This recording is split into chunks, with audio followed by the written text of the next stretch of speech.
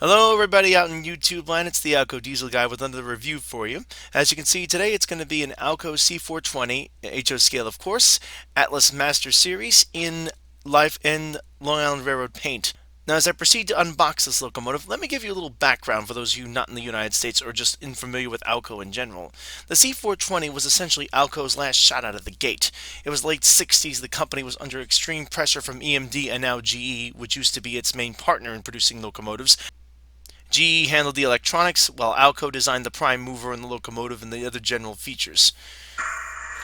And to top it all off, EMD, who had been, shall we say, turbocharger phobics in the past, had gotten over its phobia and introduced a turbocharged road switcher known as the GP20, which made it even 2,000 horsepower. It should be noted that while EMD managed to make the horsepower rating requirement, they did it at the expense of using a 16-cylinder engine, so in short, more fuel bills. But at the time, fuel was still relatively cheap.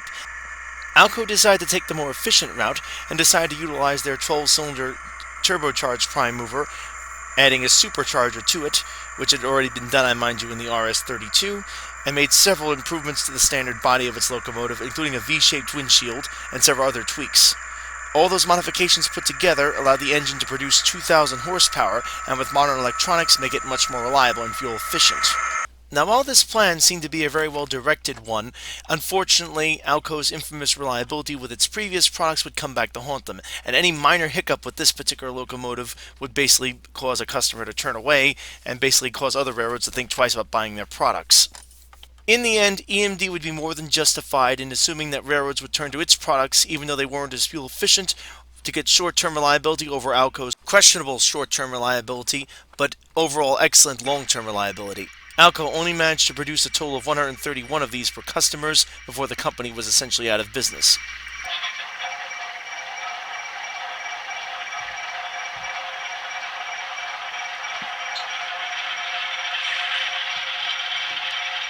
One of the companies that purchased this locomotive, as we see by this locomotive starting up, which is slightly different from the one I was working on getting out of the box before, was the Long Island Railroad. You see, Alco was one of the few companies at the time that still offered steam generators in its locomotives for passenger service. To accommodate the passenger equipment, namely the steam generator, Alco required the locomotive to be ordered with the high-nose option to house it. And at the time, the Long Island Railroad, unlike most railroad companies, was seeing a boom in passenger traffic. The fact of the matter is, commuting was becoming all the more tedious driving into the city, New York City in this case, and the Long Island Railroad having a direct route into Grand Central Station made it very convenient for a lot of office workers in New York to commute into the city and then jump on a train when the day was over and come right back to Long Island without having to so much as sit behind the wheel of a car and to have someone essentially do the driving for them. At the same time, on top of everything else, avoiding traffic and enjoying such quirks and benefits as having an actual bar on the train. The Alcos would last quite a while on the Long Island Railroad, as they were some of the last type passenger-equipped locomotives that could be purchased. Unfortunately, times they were changing. By '65, it became very clear to the Pennsylvania Railroad, the owners of the Long Island Railroad, that the company itself, the Long Island Railroad, this is to say, was one of their biggest money losers, and they began to look for a way of selling it off or abandoning it. New York State would step in and purchase the company out. Once this happened, a second order of Alco C420s was brought in to replace some of the more aging fleets of the company, which included the prehistoric, by this point, RS-1s produced in the late 40s and some RS-2s built in the 50s. This later order, which would occur toward the end of Alco's existence, would perfectly reflect its new owners. As we can see by the other C420 that ours is passing, these units were delivered in the blue and yellow paint scheme of the MTA, the company that was chosen by New York State, which of course is another state-run operation, to run the railroad. The Alcos would remain in passenger service until sometime around the late 70s, as they were slowly but surely withdrawn. This is mainly due to more electrification occurring on the Long Island Railroad to make operations more efficient and quicker, as well as less pollutant. And at the same time, the Alcos themselves were just starting to develop reliability problems as they aged. Now, maintenance would be possible, but parts were becoming ever harder to come by. Since the last vestige of Alco parts, which was built by the Montreal Locomotive Works, was now shut down, parts by the 1980s were pretty much non-existent. The only way to get them a lot of times was to scrap locomotives. You could still buy parts to a certain extent, but they just weren't as easy to come by, and scarcity was causing basically massive price hikes to occur, and the MTA decided it was much more effective to buy new locomotives. By 1986, most of the Alco C420s were sold off to different operators or sold for scrap. 229 and a few of its other sisters were supposed to go to one particular company that essentially never got off the ground. It's assumed that those locomotives have been scrapped. As for the remaining sisters, some of them went up on the Livonia, Avon, and Lakeville Railroad. A few of them went up to the Cartier Railroad up in Canada. They basically got spread around all over the place. I must say that it's a huge shame that Alco couldn't hang on just a little bit longer, as there was a huge fuel crisis coming around the corner that would have made these engines perfect. They needed less fuel than the competition and produced more horsepower with that less fuel consumption. And reliability issues, while they were always under the microscope due to Alco's previous performance, they really weren't that big a deal with the particular C420 models.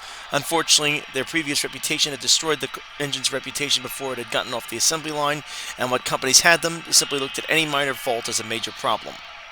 As we can see from the film I've been shooting so far, this engine's a good runner, as all Atlas engines should be. And yes, that is not the stock sound effect that came with this locomotive, because it, well, didn't come with sound. I basically dropped a 21-pin DCC and sound decoder in this unit, an ESU Loc sound decoder, added a speaker, and programmed it for a C420 sound effect, although I don't particularly care for this one, as it doesn't have any turbocharger whine or supercharger whine, as these particular engines are supposed to have that, as they had a very prominent turbo/supercharger setup that cranked the 2,000 horsepower out.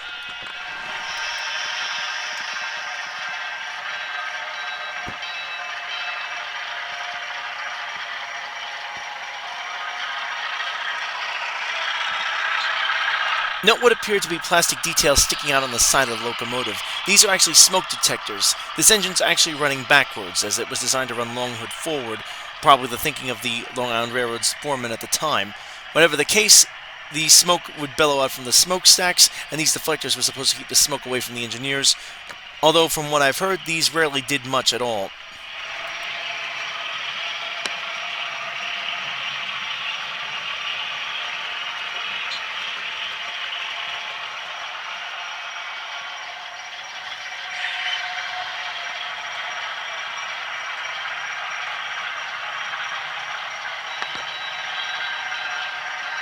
Right from Disassembly.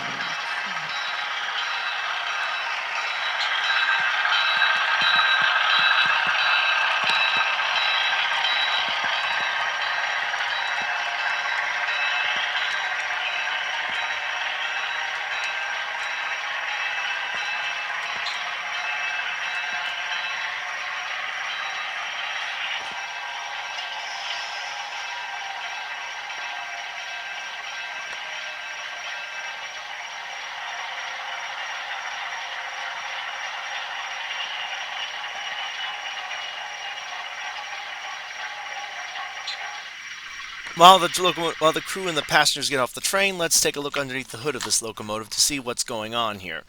Again, the C420 has been in production by Atlas for quite some time now. This particular version of the locomotive went through a refresh, and a lot of changes were made to it, some good, some, well, better for detail purposes, but not so good for reliability purposes, or at least in terms of the ability to disassemble things without them disintegrating. Let me show you.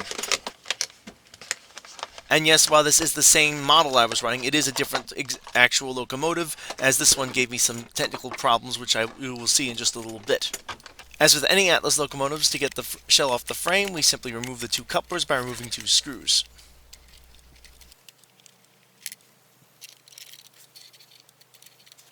With the couplers now removed, we can remove the shell by gently applying pressure and pulling it off carefully.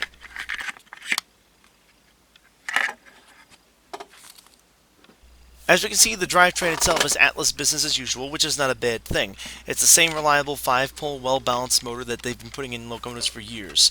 We also notice the board has been noticeably updated, and we also notice that there is in fact a speaker box installed, even though this engine, as we see, does not have the 21-pin decoder on it. This is a nice little feature that Atlas has included, although having, of course, a speaker would be another nice bonus. That said, manufacturers like TCS will happily sell you a speaker that will drop right in place.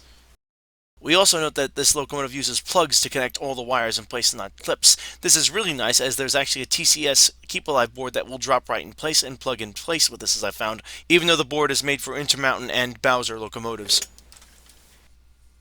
And here's this locomotive's Achilles heel that basically stopped this project from going the way it was supposed to. As you can see here, the original wheels that I have in my hand here had some issues with staying on the tracks when I originally tested this locomotive. It was jumping the tracks constantly. Now, how I've fixed this in the past with other C420s, simply replace them with what we just saw me holding there, an Atlas Classic wheel, the earlier Atlas Classic type that will just drop in place. Unfortunately, this is where the flaw comes in. You see, the truck side frame, which is much more realistic, has been completely redesigned, and those two pins you see on the side of that truck side frame broke off when I removed it. With no other backup way to hold them in place, essentially this made the truck useless, as the contact pickup shoe is again attached to the side and allows the wheels to pick up power. If the plate is not in place, there's nothing to hold the pickup shoe in place, and it will in turn just flop around and can even cause the engine to derail. So essentially this locomotive wound up being sidelined and basically did not let me finish the review with it. Luckily I had another engine I had built earlier. I was hoping in this case to show off the new Soundtrack Tsunami 2 decoder which I had installed on this engine, something I was hoping to get more into. And so this engine is sitting on my workbench right now as I wait to get a part in to fix it, or possibly a whole other locomotive if I get desperate enough. Given the unfortunate situation we're all in right now, I don't think parts are going to be easy to come by and it may take a long time. And so, summing everything up and bringing this review to a conclusion, this is a very smooth running locomotive. It's got an unfortunate amount of corners cut in the truck design that make the more detailed trucks much more prone to failure. Would I recommend this engine? Absolutely. The prices have gone up a bit more now. Expect to pay closer to $130 a piece for these engines. And you thought that Atlas C420 I reviewed and which one's worth more was expensive. That said, though, with DCC and sound, get ready to pay closer to 200 and some odd dollars for it, and that's with the retail price discounts. But I will say in the end, it is more than worth it, as this locomotive has ever been as high quality as any Atlas locomotive has ever been, and there really is nothing bad about it, with the exception of the truck design that I could see from deterring anyone, especially a hardcore fan of the Long Island Railroad, from owning this particular model or one of its sisters. And that'll do it for this review, folks. If you liked it, please feel free to like and subscribe. If you didn't, thumbs down, no problem there. Thank you very much for watching, and as always, keep the metal side, which is your wheels, down on your tracks.